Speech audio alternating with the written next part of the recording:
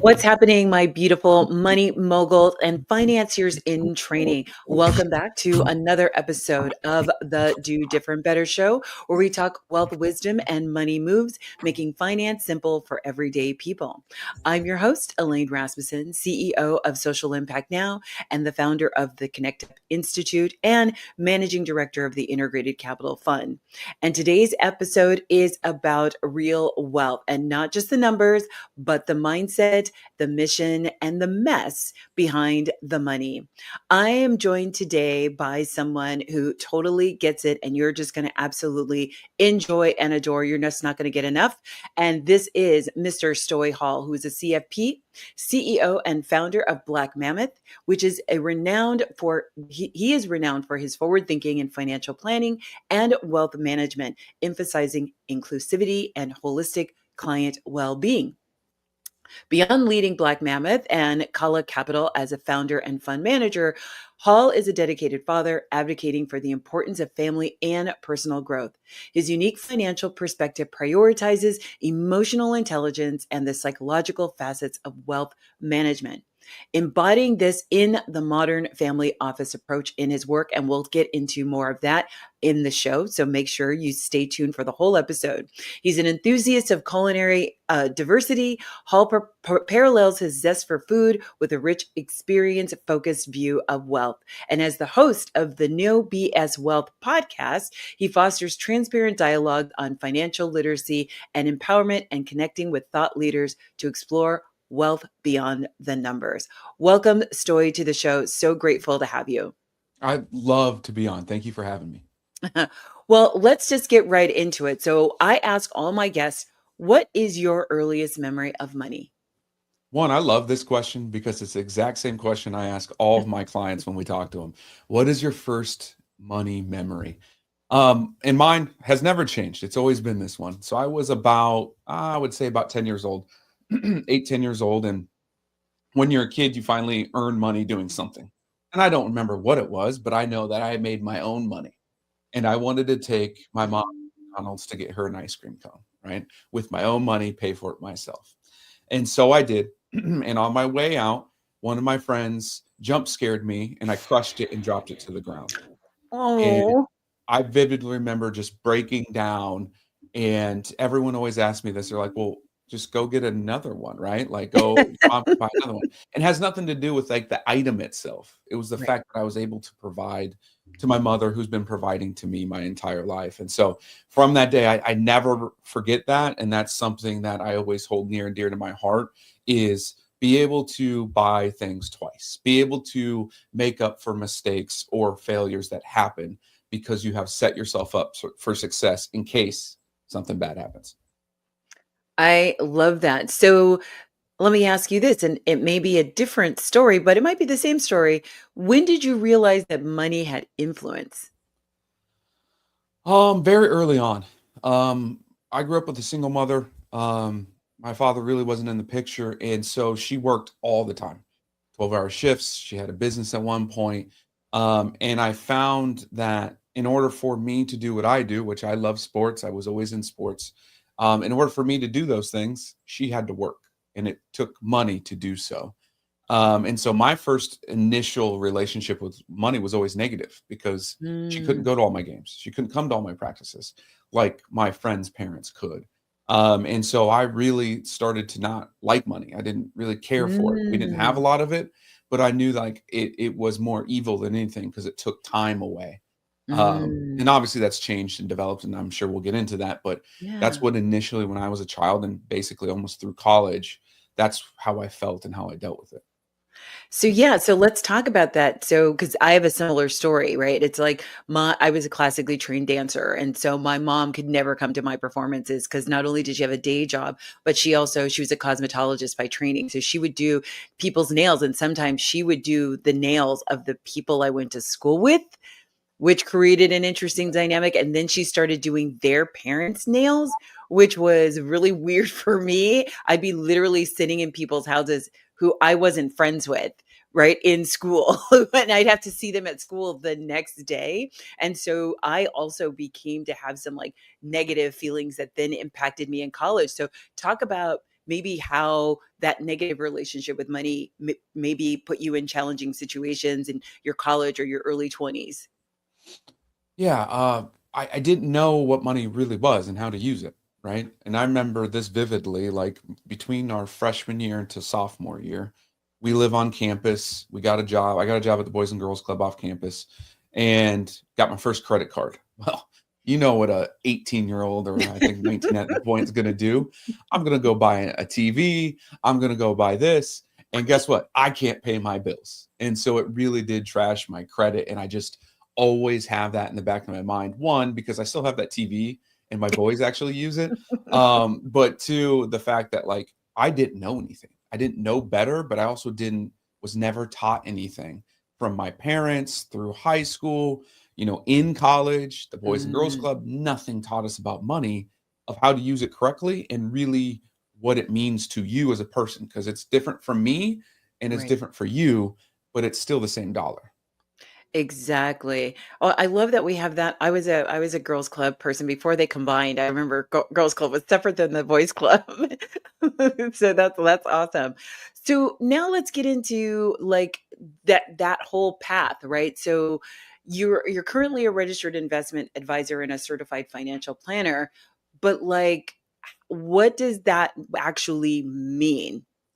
And Yeah. what kind of work do you do with your clients? Yeah, and I love in our industry, we have all these letters, CFP, RIA, IIR, bleh, right?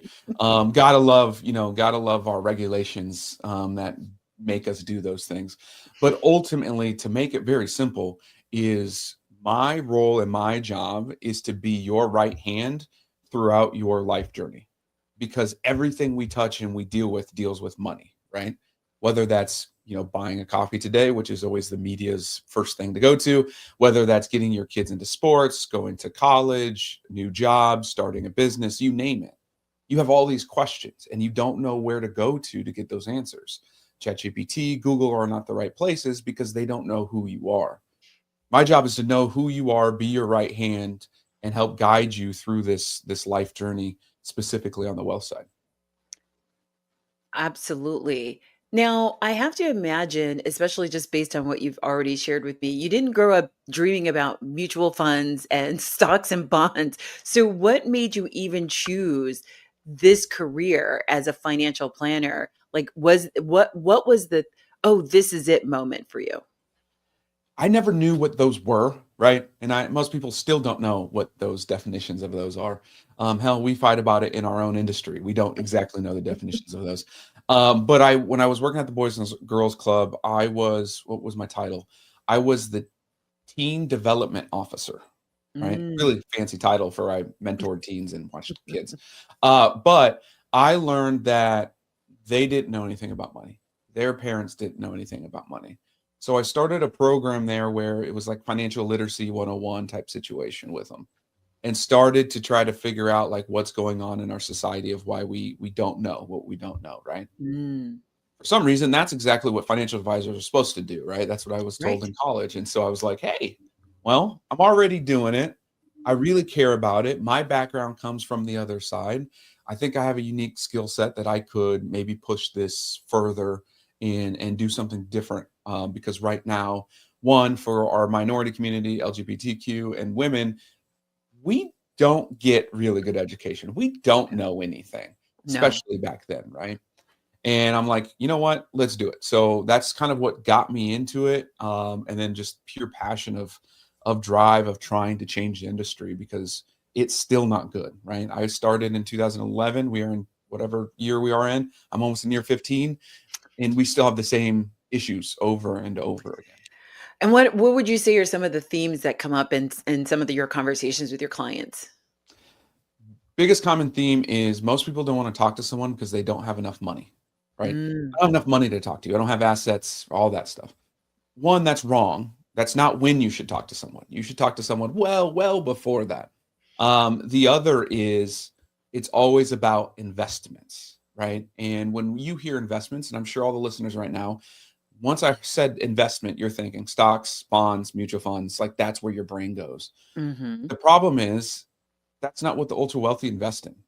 They do some of that, but what they invest in is themselves, their education. They invest Mhm. in the people around them. their family, their friends, then yes, they dibble into some stocks and bonds, but they are investing in people and they're investing in businesses because that is how you foundationally grow wealth, not because I got lucky that this stock decided to do something, right?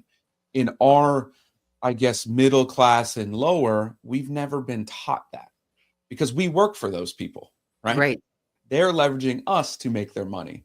We've never been taught the fact that, hey, if you invest back into yourself or your loved ones or other businesses that are your friends, you can actually build wealth, not just throwing it in the stock market with the extra money that you get from working for somebody. And so those are the two main conversations that we have the most up front to kind of break that normal mold of what people think wealth is or what money is.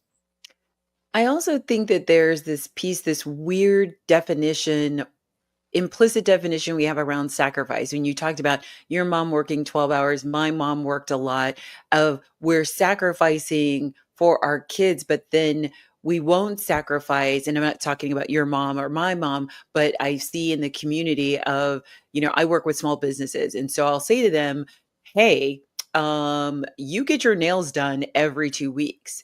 What could you do if you maybe brought down the service or stopped doing the service for a while and took that money and invested in their business? And they look at me sideways and they're like, what? I'm like, well, you told me, I'm going off of what you told me. You told me you wanted to be here. You wanted to sell X amount of units. You wanted to be in Target. You wanted to be in this store or that store. You wanted to have your e-commerce up and going. Okay, so what are you willing to sacrifice instead of the new, purse or the new shoes or the new Jordans or whatever the case may be is, and invest that back of yourself. So this whole, I don't know if you see that sometimes in some of your conversations when the disconnect between when somebody says, yes, I've sacrificed and I'm doing this and I'm working two jobs, but then you're like looking at and they've got the new J's or they've got the new, they've got the new Coach bag and you're like, yeah, but and that whole idea of invest in yourself first, even if it's a retreat, right? Even if it's to get your mind right. So what are maybe some of the things that you talk about?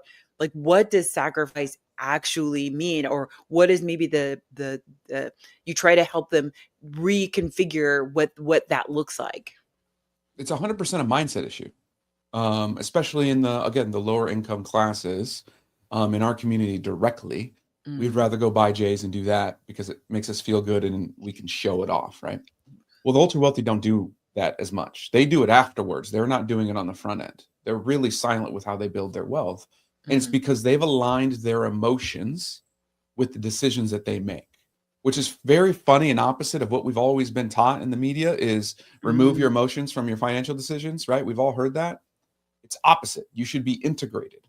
You should know how money makes you feel. You should know that this decision is going to put you in a headspace or whatever it's going to do. Because if you can align how you feel, what brings you joy, and the things that you want, those financial decisions are really easy, right? Back to your example of those everyone buying J's or Gucci or whatever, getting their hair done, is if you knew you were squared away with your star player and knew, hey, this is what I need to do to get there. Those aren't even decisions that come across your brain. Those are easy no's because Right. you got to put your money wherever it needs to be in order to reach your goals. And that is our biggest issue in our society is that people do not know who they are and what money actually means to them. They Mhm. think in our perceived notion of what they've been told and shown what it should be doing for them, but truly we have no idea what it means to ourselves. I couldn't agree more. I was talking about this with somebody last night, and I feel like it's getting worse. And I don't know if that's connected to social media, of just people disconnecting from themselves and disconnecting from their body, but not really understanding. I was just telling somebody last night, I said, I have found more and more frequently when I ask people, what is it that you want? Especially when I'm working with business owners or I'm working with female clients and I'm like, hey, we're trying to align their money with their values. And it's like, okay, well, what do you want? What is if I had to ask you, what were three adjectives that would represent the values that are the most important thing to you? a fascinating thing happens, which is they'll tell me something they'll answer the question, but not the question I asked, right? They'll tell me about this over here or that over there. And I'm like, okay, that's great, but that's not what I asked you. And then I'm like, this was the question. I'll repeat the question. And then they'll go off on another thing. And I said, that's amazing. But again, you didn't answer my question, and I'm only going to ask one more time. So this is a great place for us to stop. So for all of my listeners, you've been listening to Stoy Hall, a CFP and registered investment advisor, founder and CEO of Black Mammoth. And we've just been talking about his personal journey with money and how he's been influenced by his growing up. In the next segment, we're going to actually get into what does Black Mammoth do and how might you leverage an organization or a firm like a Black Mammoth or others to be able to help you build the next step in your financial journey. We've talked about the why. Now let's talk about the how. And Black Mammoth is really doing something special and different in the world with the world of wealth. And I want you to be able to make sure that you take all these golden nuggets and understand what a holistic and real life financial planning actually looks like. So see you all after the break. You're listening to the Do Different Better Show. I'm your host, Elaine Rasmussen. I'll see you in 2 minutes.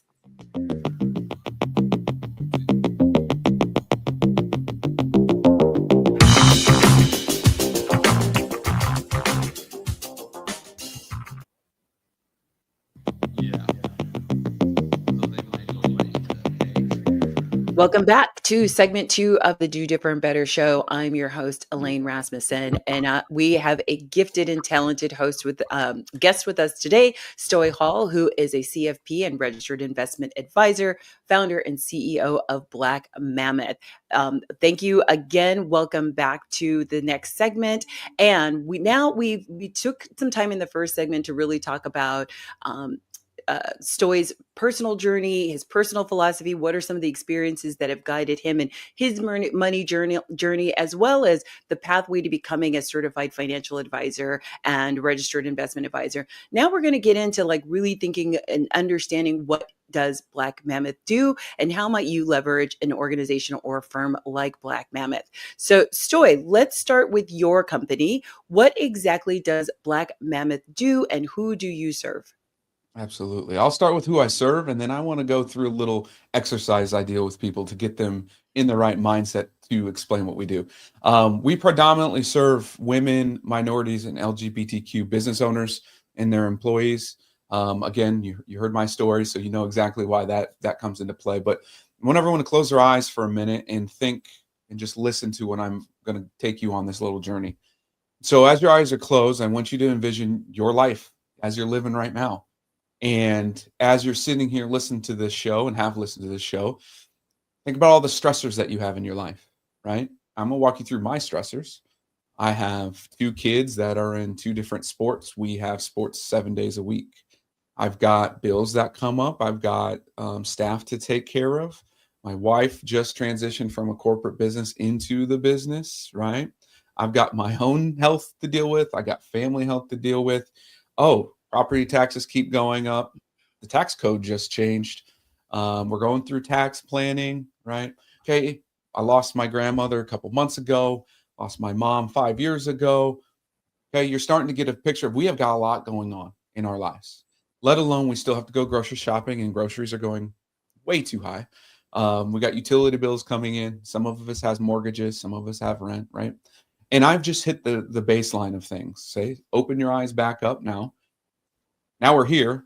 Those things are still in your brain, right? We are still living those decisions. And that doesn't even take into account, what am I going to do for my health insurance? What am I going to do for my life insurance? How does my 401k retirement work? How am I getting paid enough at my job? Should I look for a new one? Should I start a business? My business is not doing so well. My business is doing too well. All of these decisions are going through our minds 100 times a day, 1,000 times a day. And there is a lot of noise and it makes you feel anxious and uncomfortable. And you're not able to live in the moment. And I know that I went through this a few years ago when I left my business partner of I wasn't living in the moment with my kids. And that's what kind of broke me, right? Mm. So all those things are going on and you're like, well, how does Black Mammoth help me in that situation? We're here to calm that storm. We're here to be that right hand to where you have that question late at night. Shoot us a nice little message in Slack. We get it answered. We are setting up plans for your future, not to react to what's going on in life, but to be proactive and get you ahead of the game finally. But to make sure you understand it is a long journey. This thing is lifelong. There is no sprint, I get $1 million and it's all good. No, every time you level up in life, there's more complexities. It becomes more risky. There's more things you have to deal with, and you need people in your court to do so. And so that's what my team does. That's what we do. We're to be your right hand and to fill in the gaps where you can't see them because you don't know what's going on, but also help you understand what is going on. We do that through, and now I'm going to vomit all the marketing stuff at you. We do that for retirement planning, legacy planning, your taxes, right? Your health insurance, your life insurance, disability, all of the things, the tools that financial planning that you've heard of does. We do that, but we focus on you first and pretty much you only. Those are just tools that we use to get to you where you want to go. That is amazing. And in segment 3, I'm going to actually talk with Stoy exactly what does that mean for wherever you are. So hang tight. But right now we're going to get into, you've talked about, you could have taken your talents to a big firm, but instead you decided to build this up from scratch. Why, and what are you doing that's different than what somebody might get at one of the larger institutions? I started my career off in 2011 as an intern at one of the bigger firms out there. And within a year and a half, I was a managing partner. And within about 6 months, 8 months after that, I was fired. Now, the reasons I was fired were told to me. By the way, this was 1 month after my second child was born and a week before we were moving into our new house, was I was disrupting the marketing too much because I'm loud. I post a lot. I make content. I was starting to get into the podcast game. 2, my leadership style didn't fit what my regional director's leadership style was at that point. By the way, like everyone in my region followed my leadership, so it was just that. And then 3, it was always about production. You're not producing enough life insurance. Well, at that Mm, point in time, I was focusing on the holistic financial planning. And guess what, people? Yes, we all need life insurance because we're all going to die. I can guarantee you that. However, your financial plan dictates when and how much we need that life insurance. right, Might not mean I meet you and I sell you life insurance right away. It right. might mean we just organize your bank account because it's a mess. Then 4, 5, 6, 8 months down the road, we get you life insurance. And those were the 3 reasons that I was told, right, that I was let go from that position. And from that moment on, I realized I need to work for myself or with like-minded individuals that can understand that the people come first, their plan comes second, well before we even get into products and investments and tools and those things. Because if we can't get those front things organized and in order, it doesn't matter what you do on the back end. It won't sustain, it won't be there. And so that's really why I went from a big firm to my own thing, is because of the control and the ability to focus on the people and not just money. And there are, in my opinion, there's only 2 people in this world: those that care about people and those that care about money. Mm. That's it. There is a very hard line for me. There's no gray area. You either care about people or you care more about money. And I'm a people person. And I feel like I'm aligned with that philosophy because my thing is I will get the money if I care about people, right? If I take care of my team, they're going to produce better, which means the company's going to do better. And understanding that, are there going to be people who take advantage of that? Absolutely. But my thing is, the universe and whatever higher power you believe in, they're going to take care of those people. I don't need to spend my time doing anything to those people, because that means that I can't pour into the people that are actually around me and surrounding me and supporting me, whether it's my family, whether it's my friends, whether it's, my employees. So I think that's such a critical thing, that they're not mutually exclusive, but they are mutually exclusive, right? Right. Um, so the other thing that you've talked about in your blog post writings and articles is the industry gets investing all wrong. I absolutely love that. So can you break that down for us? Like, what are we missing, and why, and when we only focus on return on investment or ROI? Obviously we hit upon a little bit in that first segment on this, but I use this analogy a lot, and I know it's very far-fetched, but just stay with me, everybody. Okay. If I was to come to you and guarantee you 1,000,000,000% return on your money, you would jump at that chance, right? Everyone would. I know it's like fictitious, get it. But you right now have $0 to invest. You have $0 to put into what I just guaranteed you, because you have not organized yourself. You have not aligned your money with your decisions. And either you feel like you're behind or you're not making proper decisions to save. So everyone knows the simple math there: 0 times any number is 0. So why are we as a society, as an industry, focused so much on the return of your investment and our investment returns when predominantly majority of people have $0 to put into it? Cool. We're spending all this money and making everyone feel terrible because they have $0 to put in. And we're all like, oh yeah, I can get you a 20% return, 30% return, 10% return. Well, congratulations. Majority of that for people, 0 still. Like it does nothing for them. And so that's where the foundation of my philosophy comes through with investments is, if we can't get everything else put in order for your plan, doesn't matter what return anybody can get you, it's still going to be 0 because you have 0 to put in. And it's so important because I know, and I've told this story on the show of, I remember for me, I was also a single mom. I was working at a job. I was working at a job that wasn't paying me well because I was getting a free master's degree. I was working at the university, and I remember reading a Susie Orman book, and she was talking about do all these things, and I'm like, I'm broke. I'm broke. I don't have anything. But I said, you know what though? I said, I'm going to start with $5. I'm just going to start with $5, and I'm going to put it in a separate bank account. And I'm just going to, every week, I'm going to put in $5. And then I'm like, when I get comfortable with $5, I'm going to put it up to $10. And when I feel comfortable with $10, I'm going to bring it up to 15. And I remember it was probably about 6 months later, my son needed something. I don't know. He was in sports, very similar to you. I'm like, I don't remember what it was, but I remember like my first thought was, do I have it? But then my second thought was, yes, I have it. And my third thought was, oh, this is what wealth is. Wealth isn't necessarily having all this money. It's about knowing that you can take care of. And I think you talked about this before, right? Of like, I could buy something twice, like, and it not impact me. I don't. And I remember the other thing that was pivotal for me is I didn't have to check my bank account, because I used to check my bank account many times a day to look at those saved 5 cents that were in my bank account. And I was like, I don't have to check my bank account. I know I have it, and I can just pay for it, and I'm gonna be fine. I'm gonna be able to pay my rent. I'm gonna be able to put gas in my car. It was such a transformational moment for me. And it started, to your point of, it started with $5. Like, I thought that I didn't have money to save, but I actually did have money to save. But it was more comfortable telling myself that story that I didn't have anything, so I could stay in that mindset like you talked about, than for me to go out on a limb and sacrifice and say, no, I have $5. And if I have $5, I've got $10. And if I got $10, I got $15, and so on and so on and so on. Um, how do you feel about that?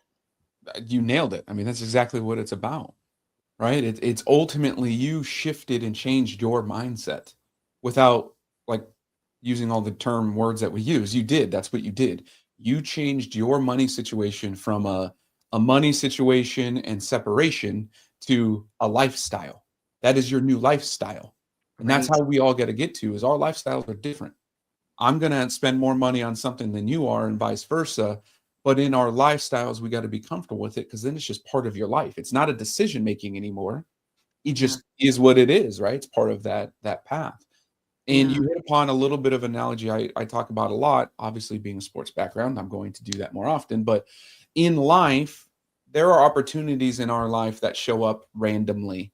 And if we're not prepared for those opportunities, they pass us by, and then we feel like we lost out on that, whatever opportunity. It could be memory with your kids, investment opportunity, job, you name it. In sports, in specifically college football, we would train for 8.5 months out of the year at 5 in the morning for 8.5 months to get an opportunity to play 11 football games, right? Mm. And I say opportunities because what if you're hurt? What if you're sick? What if you're just not good enough to be on the field, right? So we train that hard for 11 possible opportunities. In life, do people really train that hard for opportunities to pop up? We don't, Yeah. because we think that we should be either entitled to get them or that we'll see and then we'll prepare for them. And that's just not how wealth building happens. You need to be training, which is saving $5, maybe reading more often, maybe hiring someone to teach you. You need to be training all the time because you don't know when your opportunities are going to hit in life. You don't know how many opportunities are going to hit in life. And if you're not prepared, one, you might not see that opportunity. And again, like I said, it might fly right by you. Or third, when you take that opportunity, you fail because you're not prepared for it. And in what you did with, saving that money, you were prepared for that opportunity to make sure that your kid had what they needed for whatever sports things it was. You be able to step up, and how good that felt for you. Majority of Yes. people don't have that. Yeah, and I'm sure you've heard of this term. What is it? Luck is opportunity meeting plus preparation, right? If you were prepared and you put in the work and you put in the investigation and you laid the foundation, when the opportunity presents itself, you can say yes or you can say no, and you can do that from a position of from an asset based position as opposed to a deficit. Like, oh, I didn't, or I couldn't. But I will tell this one quick story of like, and I talked about this on another episode of. I was a stockbroker when I was 18. I worked in what was Shearson Lehman Brothers, and I picked stock, right? And so I picked over a course of 3 or 4 months. I came down with like a small portfolio of 3 stock. And two of those stock I remember. One was Costco, and this was 1988. One was Costco, and one was Home Depot. And I recently put into ChatGPT. I'm like, if I had $50, if I had $50 in 1988, and it was an interesting exercise of like, what would that $50 have turned into? Well, if I'd had $50 and put it, I think it was $100 actually, $100, and I put it in a Home Depot, it was going to be $10 million. Right. And if I had, because it's split so many times, and if I had $100 and I put it in Costco, it was going to be 50. And I was like, listen, I wouldn't throw away $50,000 either. Right? No, at all. At all.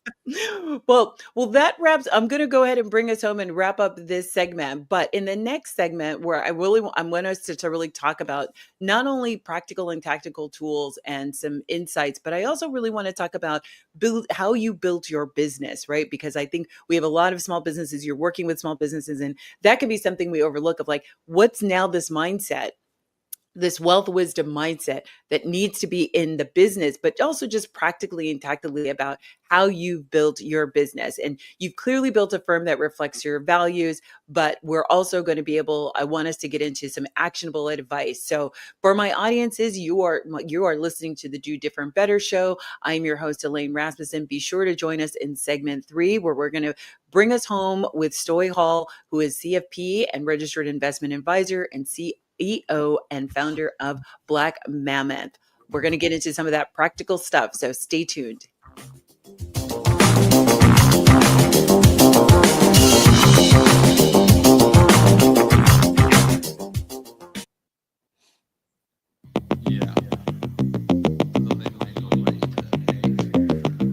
Welcome back, folks. You're listening to the Do Different Better Show. I'm your host, Elaine Rasmussen, and we are in the final countdown in segment 3 with my special guest, Stoy Hall, CFP, RIA, and founder and CEO of Black Mammoth. He has just been dropping gems, and I hope that you have been, if you're only catching us in this third segment, go back and listen to the first 2. It's been an incredible interview. But now we're going to get into some more practical and tactical things. We're going to be talking about him starting his business. What was that like? And then we're going to provide you as potential clients, what are some practical and tactical things that you need to be doing to get onto your wealth journey or jumpstart your wealth journey? So, Stoy, let's go back to you starting your business. What if you could go back and tell your past self when you started this business, what might be some gems or some things that you think would be valuable for you to know that you didn't necessarily know? I know for me, I thought when I worked in corporate America, I could run my own business. And I quickly found out, like, oh, even though I've grown other people's businesses, I didn't know how to grow my business. So I'd love to hear some of like your stories or tricks and tips, or like what would be advice that you would give your past self knowing what you know now? One, I would say breathe, because when we launched during COVID, although I had like a group core of my clients that came with, so it wasn't like I started at 100% from scratch. I actually had a base clientele, but it was to breathe because I always thought everything had to be perfect. Website had to be rolled out perfect, contracts, marketing, our face-to-face meetings, how we record, our note taking, everything, right? Everything just needed to be as perfect in my head as possible. That's Mm. not real life. Like, no, like I always say this is like no one has their stuff together. No one has everything Nobody. together. Not one person, not one business owner, and it's okay. And I think that realism is what my clients want, but I think what most all clients want is just to be a real person, but to communicate what's going on, right? So for me, the first thing is just breathe, and you'll figure things out as you go. Because I've grown more as a person being a business owner than I think I ever did every other part of my life, minus, having Mm. kids and getting married. Like, you grow personal development wise as a business owner very fast because you Mhm. are learning and figuring things out as you go of Mhm. how you want to run your business, right? It is very easy being on the outside of a business and, consulting them of how to run theirs. However, you still don't have that emotional thing of business owners. We don't have hours. We're thinking about our business basically 24/7. We're up late, we're taking notes, every win is really, really high and every low is really too low in that balance. So my first initial thing I would tell myself, is just breathe. It's okay. You'll figure it out. I love that. And what were maybe some trips or falls that you felt like you did in the business that were really great learning moments for you? Trusting and investing in others without fully vetting them out and do my due diligence. Mm. I have too many stories on that, but one was a business partner of mine, CPA, who ended up being, I talked about earlier. If you guys didn't listen, go back to the other segment. I had talked about there are people, and there are, people who care about money. He's definitely caring about more money, and the more success we had, it got worse, right? Mm. Um, Another was I lost about 85, I think it was like $85,000 in an investment. Again, Mm. listened, knew the person, knew him for a few years, trusted what they did, have seen their other work, and just kind of blindly, as much as I could, just trusted them to do that, do their job. Didn't fully vet everything out. And so both of those items probably cost me $170,000 within like 18-24 months. Wow. And I'm still obviously, successful, still living, still have to Right, deal with right. it, So breathing in and out. still here.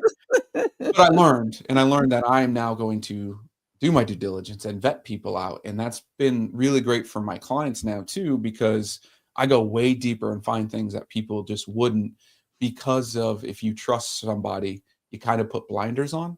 Mhm. And I don't care who you are, what it is, you should always go through all of the vetting and due diligence, regardless if you know them or not, because you wanna get everything in order in case something happens or it doesn't go the way it should. And that's been my biggest lesson in business. Luckily, I've had clients that love me and they've been through the ups and downs with me, and have been, I think my oldest client has been with me since 2012. And Mm. so she's seen everything. And that's the type of people you want. Again, because if you care about people, no one really goes away, right? You just help each other grow and figure it out. But if you care about money, then that's, I think, when mistakes are made and terrible things happen.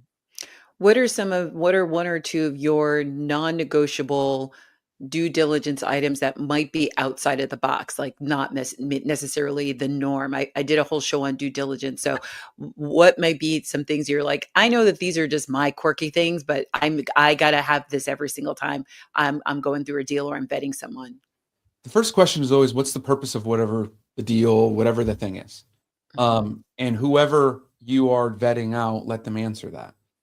And how they answer that will be my immediate yes or no to the situation. And that'll always lead to, do they care about the people or do they care about the money? And if they're saying, well, we're going to do this because we can make X, already going to say no. Already going to tell my client, you don't want this deal. That is the very first one is what I'll get to on that. Then the second one that a lot of people don't really pick up on as much is, how is the ownership structure created and who's all truly involved, right? I've been involved with deals from a commercial real estate perspective that the main investor was also the CPA, which was also the broker, which was also the maintenance team, which also charged fees to the investors to raise money.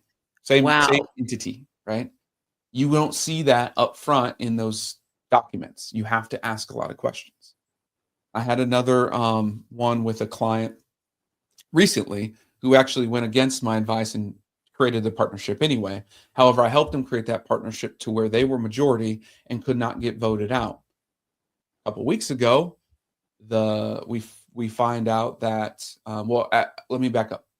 They were going to create a partnership with 4 people. Well, 3 of those people were going to be the main business owner and 2 of his employees. Okay, when I see that, that tells me that it's actually just 2 investors, my client and the other person, because they control those people. Right. When we did the math, yeah, my client was getting, I think, like 45%, but that wasn't majority over the other 3. So we wrote it to where she was 51%, no matter what those other 3 did. A couple of weeks ago, they come back and say they no longer want her to be the face of this business. They want to bring in a third party and they want her to reduce her ownership shares. Wow. And she went and was upset. And I said, this is why we built it this way. Right. Because you are in control. There's nothing they can do to kick you out or do anything. And it's those things that you won't see straight up on your ownership shares, your structure, unless you dive deeper, because that happens a lot where I and my friends and buddies will go invest in a project together. Well, truly, we're one group because we're all going to make the same decision. Right. And that will outnumber someone else a lot. And it happens all the time with almost any structure, any partnership structure. You're going to see that, and you think you're a majority, and you're truly not. And I think this is a perfect segue, because kind of what I'm hearing, what you're talking about, is this is some of the assistance that a financial advisor can provide. And as we talked about in the earlier segments, a lot of people maybe think it's not for them. What should they look for, and how can they start if they are feeling behind? Yeah. Ultimately is you need to go back and figure out who you are. Okay. We do a joy worksheet. And this goes for business owners, and it doesn't matter who you are. Our little joy worksheet is, I want you to take your last 12 months of your bank statements, credit cards, whatever you spend your money on, actually print them out. I know, very old school, right? Not technology based. And I want you to highlight everything that brought you joy when you made that transaction in green. I want you everything that made you kind of want to a little bit in red. And then I need you to put everything else basically in yellow, right? Like, yeah, I have a mortgage. It might bring me joy, but really that's a yellow because you got to live somewhere, you got to eat. Okay. Mark those out. Add up each category. When you add up each category, we have found majority of people have a lot more in the red category than they do in the green that brings them joy credit category. Okay. Start there. Then when you see that, start to align with yourself, what brings you joy, the memories you want, and see if you can't change how that spending goes and that transactions go. Okay. That is first and foremost the first worksheet we give people. Start there. It takes time, I get it, but you are going to get to the root of a lot of your emotional issues right there. Then go meet with someone. Okay. Whether it's me, another CFP, a financial behavioral therapist, you name it, a friend, your spouse, and walk through what it meant to go through that exercise and walk through what it means now going forward of what you want to do with your money. Okay. Once you've completed that, things are going to change for you. Light will be shined. You'll understand a little more about your path. Then you need to go hire someone. Okay. Everyone needs to have somebody, whatever that role may be. Sometimes it's just coaching. Sometimes it's actual advising. Doesn't matter, but there's not one wealthy person on this earth that has done it themselves. They all have a team. And so don't think you can do it yourself. Get a team, and you can start somewhere small and start to build that up as you become more complex in your life. And if you don't have that and you try doing it alone, I'm not going to guarantee anything because my compliance will kill me, but I will say you're going to fail more often than you're going to succeed if you're trying to do this wealth journey alone, because there's too much going on that you won't see. Just like we just talked about with those 2 partnership things I just went through, Mm. the normal day person's not seeing that. And guess what? That happens on employment agreements, Yes, mortgages, rent, you name it. You're missing things you don't know because you've never seen it before.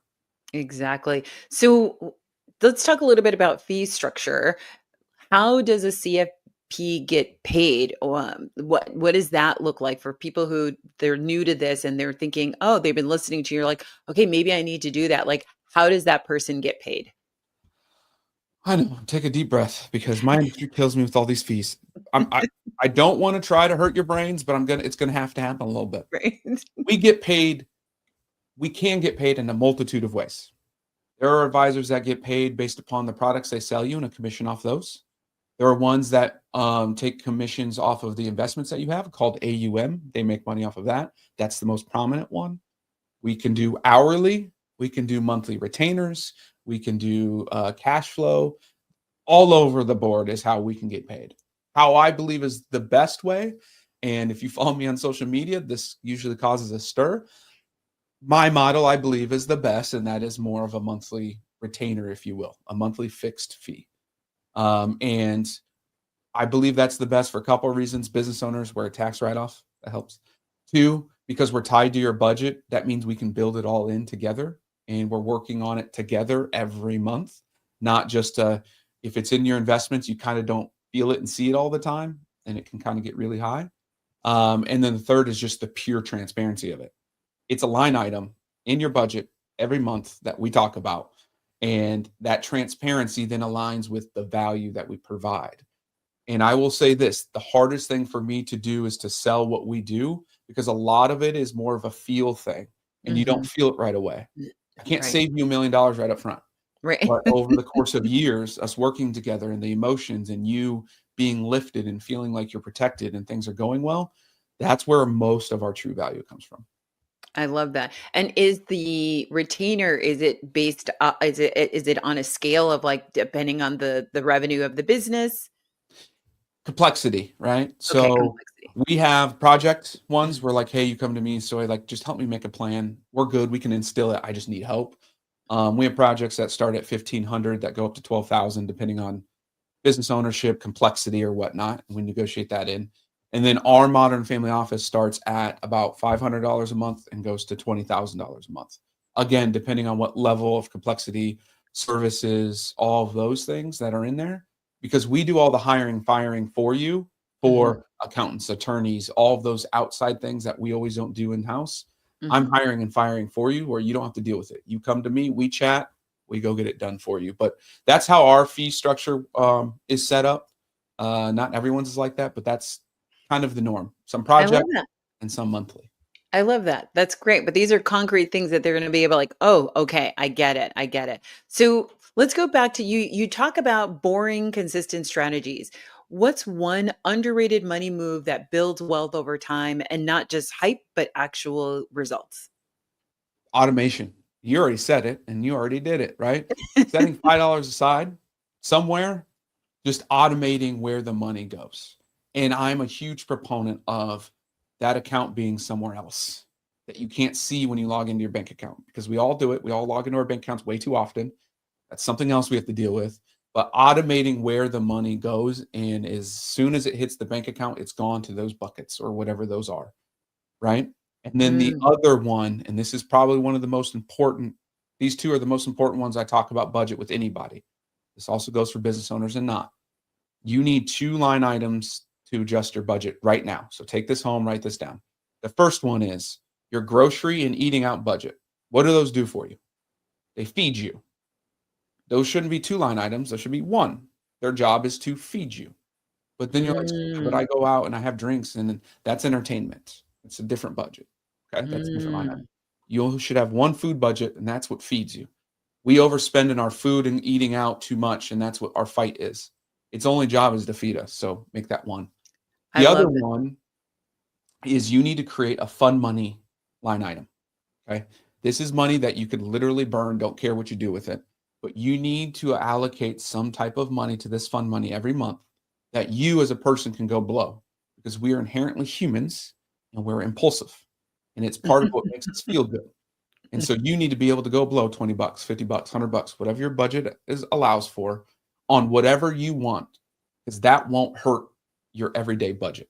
Right now, people do that anyway, and it's taking from a different bucket, and then they're overspending on that bucket, and you never get ahead. So if you do those two things, you're going to right size your ship no matter where it's at. I love that. And we're getting into the home stretch and we're a little over time, but I want to make sure I get this in. So you have launched your brand new YouTube series in 90 seconds. What's it about and why should our listeners check it out? It's about let's get real. We're getting real with all these topics. Just all the conversations I just had. I take it from the mainstream media. I take it from, what you guys are commenting on. And we just have a nice me one-on-one conversation about what's real, what's not, and then how you can move forward with it in your life. Stoy, thank you. You're not just teaching wealth education, you are modeling what wealth and heart looks like. And for our listeners, if you want more on Stoy's insight, check out his podcast, No BS Wealth, on his YouTube channel. Of course, check out his firm, Black Mammoth. If anything that you've heard here resonates with you, he sounds like he's the kind of person that you and your family want to work with. The links, the links are going to be in the show notes. And as always, if this episode gave you something to think about, please share it with someone who needs to hear it. Follow, like, and subscribe, and tap that 5-star review if you're feeling it. And until next time, keep money moves going and match your mission with your money. Thank you again, Stoy, for joining us on the show. Thank you. Bye. Bye-bye. I'm Elaine Rasmussen, and you're listening to the Do Different Better Show.